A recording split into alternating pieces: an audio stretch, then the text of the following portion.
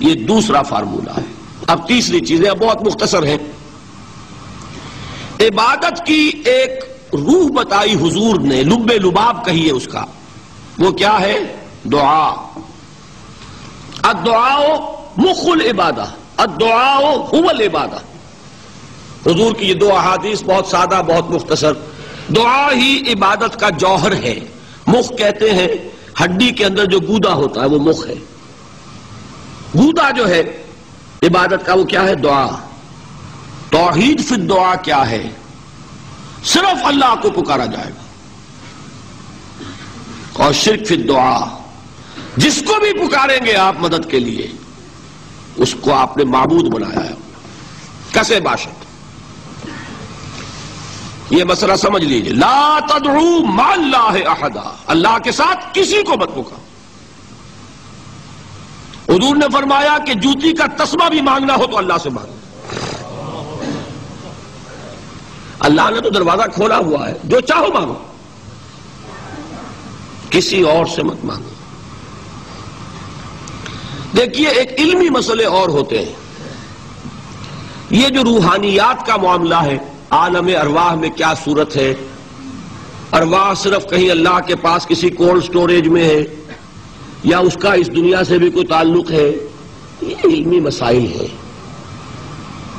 فرض کیجئے اس وقت کوئی ارواح یہاں موجود ہو، فرض کیجئے، میں اس کا انکار نہیں کروں گا، ہو سکتا ہے کہ ہو سکتا ہے کوئی روحانیت والا شخص بتا بھی دے کہ ہاں فلاں کی روح موجود ہے، ہوگی بھائی، اسے نظر آتی ہوگی، ٹھیک ہے۔ یہ بھی ہو سکتا ہے کہ کوئی شیطان جن ہو اور وہ دھوکہ دے رہا ہو کہ میں فلاں کی روح ہوں، ہو سکتا ہے کہ نہیں؟ لیکن یہ بھی ہو سکتا ہے، وہ بھی ہو سکتا ہے، مجھے اس سے بحث نہیں۔ مجھے جس سے بحث ہے وہ یہ ہے کہ مجھے پکارنے کی اجازت نہیں ہے۔ ہوا کرے کسی کی روح موجود ہوا کرے، مجھے میرے رب کی اجازت نہیں ہے کہ میں اسے پکاروں۔ مدد مانگوں گا اللہ سے، دعا کروں گا اللہ سے، استغاثہ کروں گا اللہ سے، تکلیف کے لیے دعائی دوں گا اللہ کی۔ اب اللہ جس سے چاہے کروا دے، کسی روح کو بھیج دے، کسی فرشتے کو بھیج دے، مجھے کیا ہے؟ مجھے آم کھانے ہیں، پیڑ نہیں گننے۔ فلاں روح نے آگے کام کر دیا، کرے بھائی، میرا کام بننا چاہیے۔ اور فرشتہ آ گیا، اس نے کام بنا دیا، کرے، مجھے کیا غرض ہے اس سے، میرا کام بننا چاہیے۔ میرا مسئلہ یہ ہے کہ مجھے پکارنا ہے صرف اللہ۔ اللہ کو اس کی بھی قدرت ہے، کسی کو نہ بھیجے، نہ کسی روح کو بھیجے، نہ ملائکہ کو بھیجے، بغیر کسی کے جو چاہے کر دے۔ اللہ کا مرضی ہے، وہ چاہے کسی روح کو بھیج دے، کسی فرشتے کو بھیج دے، مجھے اس سے غرض ہی کوئی نہیں۔ مجھے تو اپنی تکلیف کا دور ہونا مطلوب ہے، اس کے لیے میں پکاروں گا۔ سمجھ لیں؟ دیکھیے میں سادہ ترین کر رہا ہوں مسئلہ۔ عبد القادر جیلانی کی روح یہاں ہے یا نہیں، حضور کی روح انور یہاں ہے یا نہیں، یہ تو علمی مسئلہ ہو گیا نا۔ یہ فرشتے یہاں ہے کہ نہیں، کوئی اختلاف ہے؟ میں پکار سکتا ہوں اسے کہ بھائی ذرا میرا کام کرتے رہے؟ یہ کروں گا تو شرک۔ موجود ہے کرامن کاتبین ہے کہ نہیں؟ موجود ہونا نہ ہونا یہ مسئلہ علمی۔ جو اصل میں شرک سے متعلق مسئلہ ہے وہ یہ ہے کہ پکارنے کی اجازت نہیں۔ دیکھیے حضور کی ایک حدیث ہے، اور یہ ایک ہمارے لیے خوشخبری ہے۔ آج 8واں دن ہے، آپ اپنی نیند کی قربانی دے رہے ہیں، آ رہے ہیں، سن رہے ہیں۔ یہ حدیث بھی سن لیجئے، بشارت والی حدیث ہے۔ مجتمع قوم فی بیت من بیوت اللہ، نہیں جمع ہوتے کچھ لوگ اللہ کے گھروں میں سے کسی گھر میں۔ اس کا مصداق اول تو مسجد ہوگی، لیکن تقریباً تمام محدثین نے مانا ہے کہ صرف مسجد تک محدود نہیں ہے، سب گھر اللہ کے ہیں۔ یہ جگہ کس کی ہے؟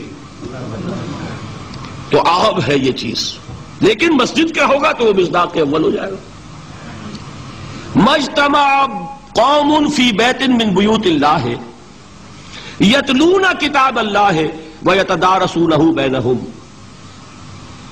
کام کیا کر رہے ہوں کہ اللہ کی کتاب پڑھ رہے ہوں، وہ سمجھ رہے ہوں، سمجھا رہے ہوں۔ تو کیا ہوتا ہے؟ الا نزلت علیہم السکینہ، ان پر اللہ کی طرف سے سکینت کا نزول ہوتا ہے۔ وغشیتہم الرحمہ، رحمت خداوندی انہیں ڈھانپ لیتی ہے۔ وحفتہم الملائکہ، فرشتے ان کے گرد گھیرا ڈال لیتے۔ وذکرہم اللہ فی من عندہ، اور اللہ ذکر کرتا ہے ان کا ملائکہ مقربین کی محفل میں۔ دیکھو تم کہتے تھے یہ انسان بڑا گھٹیا ہے، میرے وہ بندے اس وقت میرے گھر میں جمع ہے صرف میرے کلام کو سمجھنے کے لیے۔ اللہ فخر کرتا ہے، ذکر کرتا ہے اللہ اس محفل میں فی من عندہ۔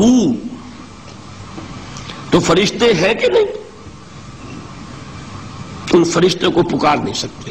اگر آپ نے یا جبرائیل میرا یہ کام کروا دو، تکلیف میری رفع کر دو کہا اور شرک ہوا، یا میکائیل اور یا اسرافیل۔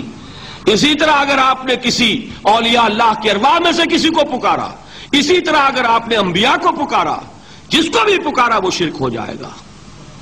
پکارنے کی اجازت نہیں ہے، پکارو صرف اللہ کو، اللہ جس کے ذریعے سے آپ کا کام کرائے اس کا اختیار ہے۔